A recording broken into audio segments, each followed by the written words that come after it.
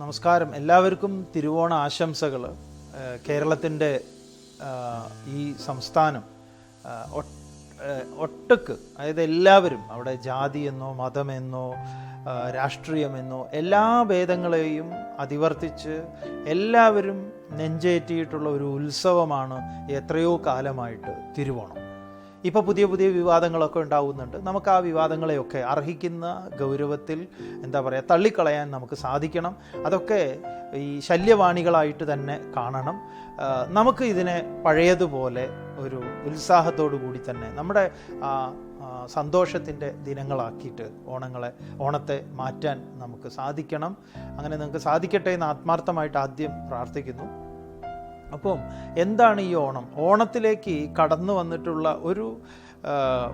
ഒരു ഐതിഹ്യം അല്ലെങ്കിൽ ഒരു പുരാണത്തിൻ്റെ ഒരു ചെറിയൊരു എലമെൻ്റ് ഉണ്ട്. അത് വാമനനും ബലിയും തമ്മിലുള്ള ഒരു വാമനൻ്റെ അവതാരത്തിൻ്റെ ഒരു ഉദ്ദേശം, അല്ലെങ്കിൽ വാമനൻ അവതരിച്ച് ബലിയുടെ അടുത്തുനിന്ന് 3 അടി മണ്ണ് യാചിച്ച് ബലിയെ ഒരു ചവിട്ടിത്താഴ്ത്തലിൻ്റെ അടിച്ചമർത്തലിൻ്റെ എന്നൊക്കെ പറഞ്ഞിട്ടൊക്കെ നമ്മൾ ഈ ഓണത്തിന് ഒരു ഭാഗത്ത് ഈ ക്ലബ്ബുകളുടെയൊക്കെ ആഘോഷ പരിപാടികളിലൊക്കെ ഈ പ്രസംഗങ്ങളൊക്കെ കേൾക്കുമ്പോൾ ഇങ്ങനെ കേൾക്കാറുണ്ട്.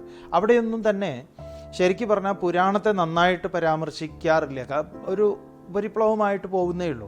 വാസ്തവത്തിൽ പുരാണത്തിൻ്റെ വലിയൊരു സമ്മതിയോടുകൂടിയുള്ള ആഘോഷമായിരുന്നു ഓണമെങ്കിൽ ഇത് ഇന്ത്യ മുഴുവൻ ഉണ്ടാകണമായിരുന്നു. അതാണ് നമ്മുടെ ഒരു ചെറിയൊരു നിരീക്ഷണം. കാരണം ശിവരാത്രി പോലെയും നവമി പോലെയും ദുർഗാഷ്ടമി പോലെയൊക്കെ ഇന്ത്യ മുഴുവൻ ഹിന്ദുക്കൾ ആഘോഷിക്കുന്ന ഒരു ഫെസ്റ്റിവൽ ആകാത്തതിൻ്റെ കാരണം എന്തുകൊണ്ടാണ്? അപ്പോൾ ഇത് സംസ്ഥാനത്ത് മാത്രം ഒതുങ്ങി നിൽക്കുന്ന ഒരു ആചാരം തന്നെയാണ്. അതുകൊണ്ട് ഇതിന് പുരാണത്തിൻ്റെ വലിയ ഫലത്തിലേക്ക് പോകേണ്ടതുണ്ട് എന്ന് തോന്നുന്നു. പുരാണത്തിലേക്ക് പോയി കഴിഞ്ഞാൽ എന്തുകൊണ്ട് അത് മറ്റ് സംസ്ഥാനങ്ങളില്ല എന്നുള്ള ചോദ്യങ്ങളൊക്കെ ഉണ്ടാവുന്നുണ്ട്.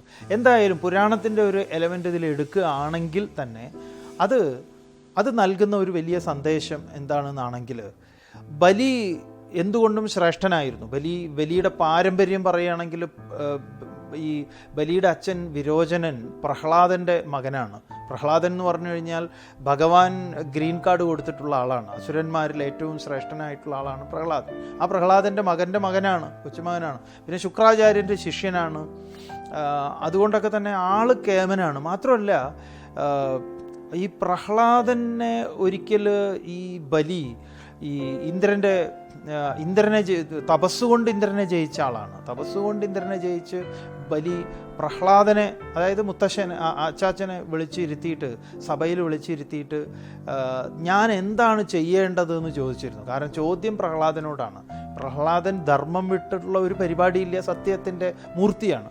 അതുകൊണ്ട് തന്നെ പ്രഹ്ലാദൻ ഉപദേശിച്ചത്, മോനെ, നീ ഒരു കാരണവശാലും ധർമ്മത്തിൽ നിന്ന് വ്യതിചലിക്കരുത് എന്നാണ്. ധർമ്മത്തിൽ നിന്ന് വ്യതിചലിക്കരുത്. ധർമ്മത്തിൽ തന്നെയായിരിക്കണം നിൻ്റെ നിലകൊള്ളേണ്ടത്. ധർമ്മം വിട്ടൊന്നും ചെയ്യരുതെന്നാണ്. അതുകൊണ്ട് ബലി ഒരു കാരണവശാലും അധർമ്മത്തിൻ്റെ ആളല്ല, ധർമ്മത്തിൻ്റെ ആളാണ്.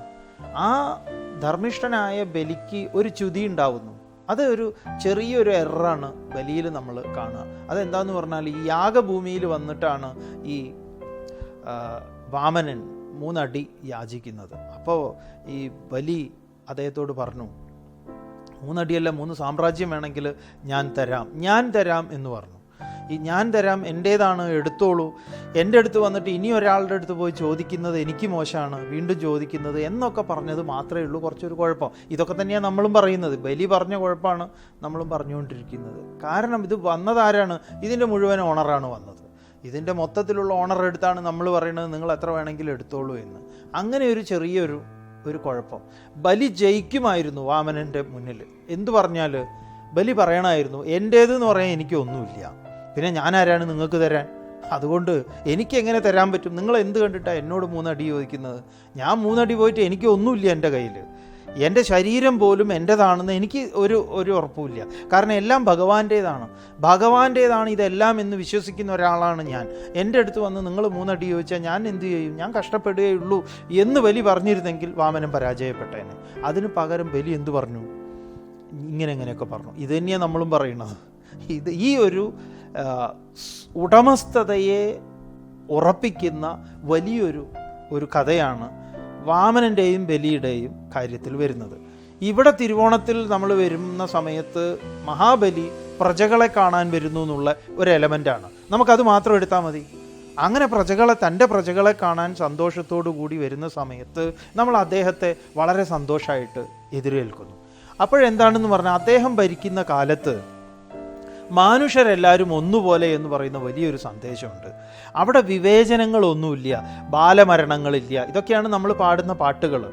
കള്ളവുമില്ല, പൊളിവചനം എന്ന് പറയുന്നതില്ല. അപ്പോൾ ബലി വരുന്നതിൻ്റെ പേരിൽ എന്തു ചെയ്യുന്നു? നമ്മൾ അഭിപ്രായ വ്യത്യാസങ്ങളുള്ളവരൊക്കെ അഭിപ്രായ വ്യത്യാസങ്ങളെയൊക്കെ മറന്ന് അങ്ങോട്ടും ഇങ്ങോട്ടും പോയി കണ്ട് ഹസ്തദാനം ചെയ്ത് വീട്ടുകാരും കുടുംബക്കാരും ഒക്കെ ഒരുമിച്ചിരുന്ന് സന്തോഷമായി ഊണ് കഴിക്കുന്ന കാഴ്ചയായിരിക്കണം നമ്മൾ ബലിക്ക് സമ്മാനമായി നൽകേണ്ടത്. തിരുവോണം നാളിൽ മുറ്റത്ത് പൂക്കളൊക്കെ ഇട്ടിട്ട് നമ്മൾ അത് വേണം കൊടുക്കാൻ എന്നുള്ള വലിയൊരു ഒരു കഥയുടെ ഭാഗമാണ്, അംശമാണ് നല്ല സതുദ്ദേശത്തോടു കൂടി പൂർവികന്മാർ നമ്മുടെ മുന്നിൽ വെച്ചത്. ഇപ്പോൾ ഉള്ള ആളുകളോ അതിൻ്റെ പേരിൽ തല്ലുണ്ടാക്കാൻ വേണ്ടിയിട്ട് ഇപ്പോൾ ബാഹുബലി പോലെയൊക്കെ ആയിട്ടുണ്ട് കാര്യങ്ങൾ. ആ ബലി എന്തോ ഒരു കുഴപ്പക്കാരനാണ് എന്നും വാമനൻ എന്തോ വളരെ ഒരു ഡീസൻ്റ് ഉസ്മാനാണെന്നും ഒക്കെ പറഞ്ഞുകൊണ്ടുള്ള ഓരോരോ വിവാദങ്ങൾ ഇപ്പോൾ പുതുതായിട്ട് നടക്കുന്നു. ഈ വിവാദങ്ങൾക്കൊന്നും ആമുഖമായിട്ട് പറഞ്ഞു നമ്മളത്ര ഇത് കൊടുക്കേണ്ടതില്ല. ഈ ഉടമസ്ഥതയെ ഇതം നമമ, ഇതെൻ്റേതല്ല എന്ന് പറയാൻ നമുക്ക് ഈ തിരുവോണ നാളിൽ സാധിക്കണം. ഇതൊന്നും എൻ്റേതല്ല, അതാണ് സത്യവും, അതാണ് ഇതൊന്നും എൻ്റേതല്ല. പിന്നെ വിഷ്ണുവിൻ്റെ അവതാരമാണ് വാമനൻ. ആ വിഷ്ണുവിന് ഏറ്റവും പ്രിയപ്പെട്ട പൂക്കളുണ്ട്. വിഷ്ണുവിനെ സ്വീകരിക്കുന്നത് ഏത് പൂക്കളം കൊണ്ടായിരിക്കണം? വിഷ്ണു പറയുന്നത് അഹിംസ പ്രഥമം പുഷ്പം ഇന്ദ്രിയ നിഗ്രഹ, സർവഭൂത ദയാപുഷ്പം ക്ഷമാപുഷ്പം വിശേഷത, ശാന്തിപുഷ്പം തപപുഷ്പം ധ്യാനപുഷ്പം തദൈവച സത്യമഷ്ടവിധം പുഷ്പം വിഷ്ണോ പ്രീതികരം ഭവേത്. അഹിംസയാകുന്ന ഒന്നാമത്തെ പുഷ്പം. അഹിംസ എന്ന് പറഞ്ഞാൽ അറിയാലോ, ഒന്നിനെയും വാചികമായിട്ടും കായികമായിട്ടും ഒന്നും ഹിംസിക്കാതിരിക്കുക, അതാണ് ഒന്നാമത്തെ പൂക്കൾ. ഈ പറഞ്ഞ 8 പൂക്കൾ ഇന്ദ്രിയ നിഗ്രഹം, ഇന്ദ്രിയ നിയമനം, കണ്ടതും കേട്ടതും ഇതൊന്നും പോരാ, വീണ്ടും കാണുക കേൾക്കുക, ഇങ്ങനെയുള്ള കണ്ണിനും കാതിനും നാക്കിനും ഒന്നും അടക്കമില്ലാത്തൊരു ജീവിതം. അവിടെ അതിനെയൊക്കെ ഒരു അടക്കം കൊണ്ടുവരുന്ന ഇന്ദ്രിയ നിഗ്രഹം. അതുപോലെ തന്നെ ക്ഷമ, ശാന്തി, ദയ, ധ്യാനം, സത്യം എന്നൊക്കെ പറയുന്ന ഈ 8 പൂക്കൾ ഒരിക്കലും വാടാത്തതാ. ഒരു വെയിലേറ്റാലും വാടാത്ത ഈ വാടാ മലരുകൾ കൊണ്ട് നമുക്കൊരു പൂക്കളം തീർക്കാൻ തിരുവോണ നാളിലല്ല എപ്പോഴും തീർക്കാൻ സാധിക്കണം. ആ പൂക്കളമാണ് വിഷ്ണുവിന് ഏറ്റവും പ്രിയപ്പെട്ട പൂക്കളം. അത് കോയമ്പത്തൂരിൽ നിന്നോ കർണാടകയിൽ നിന്നോ കൊണ്ടുവരേണ്ടതില്ല, അത് വില കൊടുത്ത് മേടിക്കേണ്ടതില്ല. നമ്മുടെ ഉള്ളിൽ നമുക്ക് എപ്പോഴും നട്ട് നനച്ച് വളർത്താവുന്നതാണ്. ഇതായിരിക്കണം നമ്മുടെ ഓണത്തിൻ്റെ ഒരു സന്ദേശം. ഇത് നിങ്ങൾക്ക് ഉൾക്കൊള്ളാൻ സാധിക്കട്ടെ എന്നും, ഓണം നല്ലൊരോണം, വിവാദങ്ങളൊന്നുമില്ലാത്ത നല്ലൊരോണം നമുക്ക് മലയാളിക്ക് ഉണ്ടാകട്ടെ.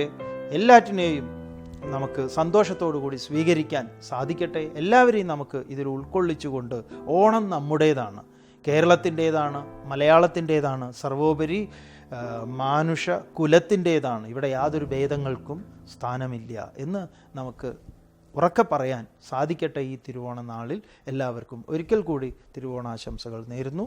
നമസ്കാരം. ഈശ്വര ഉപാസന ഇത്യാദി കാര്യങ്ങൾ നമ്മൾ ആദ്യം പഠിക്കേണ്ടത്, ഇതിൻ്റെ ഈശ്വരനെ ഉപാസിക്കുന്നത്, ഈശ്വരനെ അറിയാൻ ശ്രമിക്കുന്നത്, ഈശ്വരനോട് പ്രേമം അല്ലെങ്കിൽ ശ്രദ്ധ, ഇതൊക്കെ ശരീരവുമായി ബന്ധപ്പെട്ടതേ അല്ല. ശരീരം കൊണ്ടല്ല നമ്മൾ ചെയ്യുന്നത്. ശരീരം എപ്പോഴും മലിനമാണ്. വാസ്തവത്തിൽ നിങ്ങളുടെ വിവാഹത്തിൻ്റെ കാര്യം നിശ്ചയിക്കേണ്ടത് ജ്യോതിഷിയാണോ? സാമാന്യ ബുദ്ധിയുണ്ടെ ആലോചിച്ചാൽ അറിയില്ലേ. നിങ്ങൾ ഇനിയെങ്കിലും ഒരു പെൺകുട്ടിയുടെയോ ആൺകുട്ടിയോട് ജാതകമല്ല നോക്കേണ്ടത്. ഈ പുതിയ കാലത്ത് അവൻ്റെ നല്ല ഡീറ്റെയിൽ ആയിട്ടുള്ള ഒരു എക്സിക്യൂട്ടീവ് മെഡിക്കൽ ചെക്കപ്പിൻ്റെ ഡീറ്റെയിലാണ് 2 കൂട്ടരും നോക്കേണ്ടത്. കാരണം ഇതിലറിയാം ഇവന് കിഡ്നി ഉണ്ടോ അതോ ഇവൻ വിറ്റോ ആർക്കെങ്കിലും.